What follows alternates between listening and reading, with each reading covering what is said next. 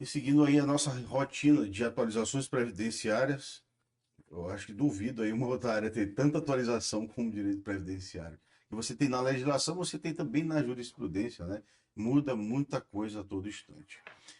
Dessa vez vamos falar sobre o tema repetitivo 1188 do STJ, que julgou a questão da validade das decisões da Justiça do Trabalho para fins previdenciários, mas as decisões de acordo, tá? Não entram aqui as decisões de instrução. Foi tema repetitivo julgado em 11 de setembro de 2024. Agora, para começar, o STJ já tinha manifestações a respeito disso, julgou há um tempo atrás, no PUIL 292 do STJ, entendendo que não tem valia para os efeitos previdenciários. O que é isso? Não tem valia automática, tá? Efeitos previdenciários. Na verdade, a redação que eles costumam dizer é: se exige sempre início de prova material somados com a sentença trabalhista para que se possa é, conceder benefícios, considerar o tempo de contribuição e a carência aí também para fins de aposentadoria e benefícios previdenciários. Vamos lá. O caso julgado é das hipóteses de acordos trabalhistas para fins previdenciários. Não envolveu o caso de instrução judicial com sentença procedente. No final da aula, ainda vou explicar como o INSS enxerga tudo isso, inclusive para todos os aspectos.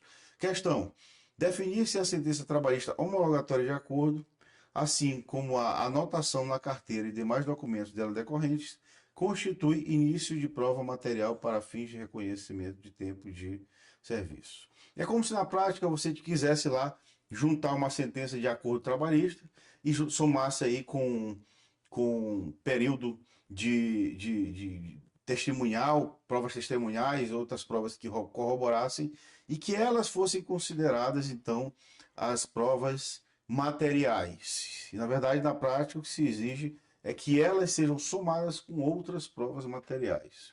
Vamos ver a tese que ficou aqui, inclusive votada por unanimidade. A sentença trabalhista homologatória de acordo, assim como a anotação na carteira de trabalho, CTPS, e demais documentos dela decorrentes somente será considerado início de prova material válida, conforme disposto no artigo 55, parágrafo 3º da Lei 8.213, que é aquela que é a prova que exige início de prova material, que é o artigo que exige prova material, o início de prova material, quando houver nos autos elementos probatórios contemporâneos que comprovem os fatos alegados. E aqui eu vou parar para falar sobre um parênteses para todo mundo que quer entender um pouco mais de previdenciário. O termo contemporâneos é um termo muito levado em consideração no INSS. Se quer provar união estável, tem que ser provas elaboradas na época dos fatos. Então você vai provar aí nos últimos 2 anos algum documento emitido na época. Provas de tempo rural, de segurado especial, também você tem que ter elementos contemporâneos. A gente fala isso porque todo raciocínio aqui para se comprovar alguma coisa na Previdência, para ser mais fidedigno, tem que ser assim. Então, por exemplo, uma sentença trabalhista. E eu não, aqui não quero dizer que seja menosprezado todas as sentenças trabalhistas de acordo, mas quer dizer que os documentos têm que ser contemporâneos aos fatos. Eu quero provar que eu trabalhei de 2015 a 2019. E na hora eu juntei vários documentos lá, juntei recibos, juntei protocolo de documentos eu recibando, juntei ficha de ponto, enfim, atas de reuniões, publicações, o que seja lá, mostrando que eu trabalhava nessa empresa. E na hora a empresa resolveu fazer um acordo.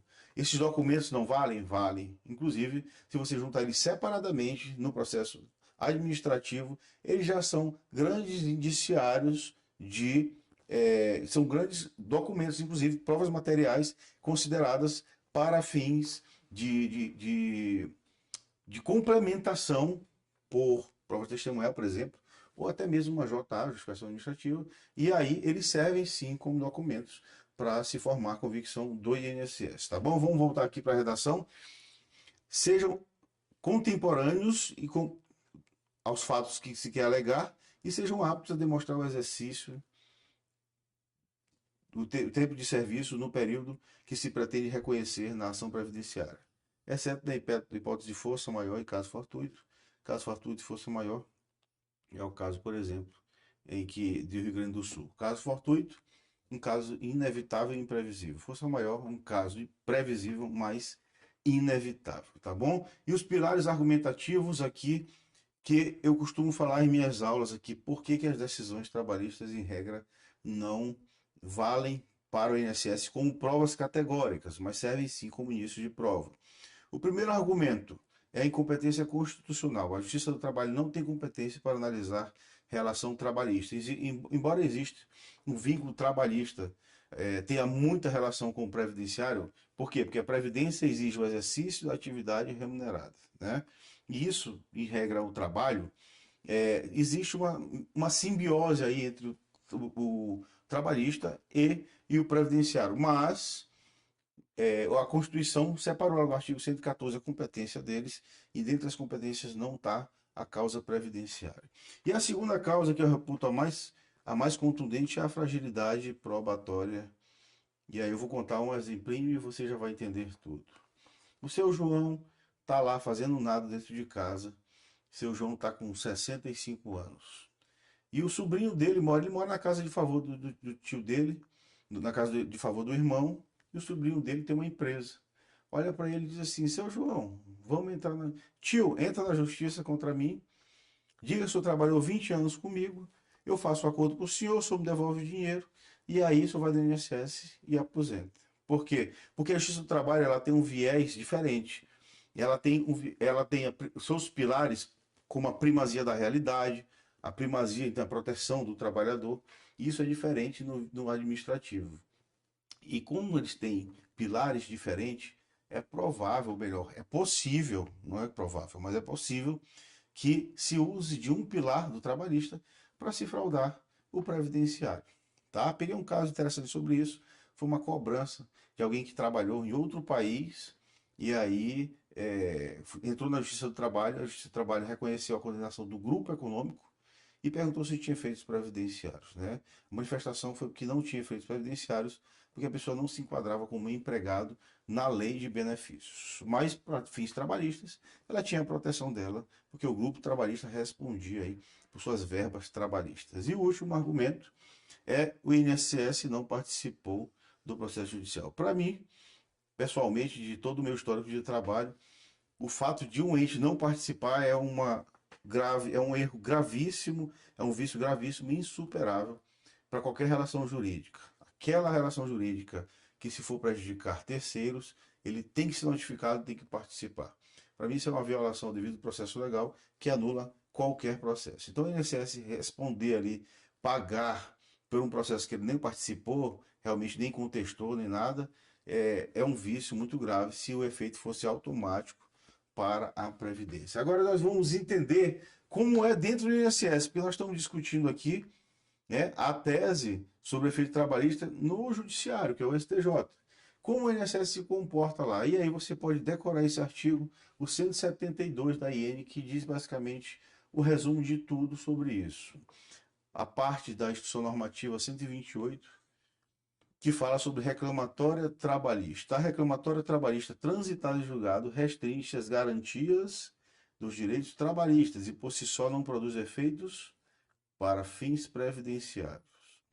Sendo que, para a contagem do tempo de contribuição e o reconhecimento de direitos para fins previstos no regime geral de previdência, considerando o disposto na seção 17 deste capítulo, a análise do processo deverá observar, vamos lá, existência de início de prova material, ou seja, sempre tem que ter início de prova material, mesmo que seja trabalhista.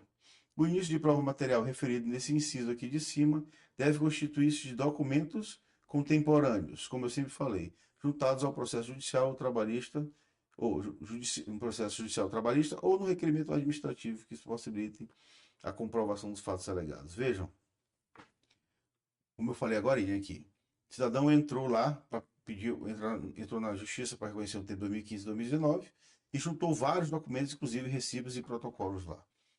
Se esses documentos não estivessem no processo judicial, o acordo trabalhista teria um valor X, que não é o valor suficiente como isso de prova material, mas os elementos serviriam para isso de prova material, para somar.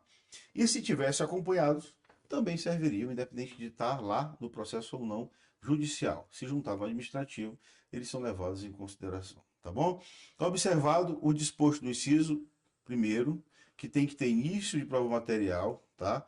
Os valores de remunerações constantes da reclamatória trabalhista transitada em julgado, salvo disposto no parágrafo 4º, serão computados independentemente de início de prova material, ainda que não tenha havido recolhimento. Mas os valores precisam ser comprovados no início de prova. O que quer dizer isso aqui? O cidadão juntou lá que trabalhou tanto, e provou que ele ganhava R$ 3.000 por mês. O INSS, reconhecendo ele esse início de prova material, reconhecendo que ele trabalhava nesse período, tem que consignar lá que ele ganhava 3.000 por mês, independentemente de ter ou não o recolhimento do tributo daquele valor, tá? Até mesmo que empregado, o recolhimento pode ser presumido, tá? Ele não precisa comprovar isso, ele só precisa provar efetivamente o início de prova material do exercício da atividade, tá bom? E, por final, tratando-se de reclamatória trabalhista transitada em julgado, envolvendo apenas complementação de remuneração, não se exige início de prova material, independentemente da existência de recolhimentos ou não. Já peguei casos sobre esse, em que o cidadão entrou na justiça só para complementar a renda. Ele ganhava, pediu hora extra, pediu algumas coisas a mais, e ele não precisava juntar a prova do trabalho ali especificamente, que já estava reconhecido administrativamente, tá bom? Ficamos por aqui, um forte abraço e até a próxima. Valeu.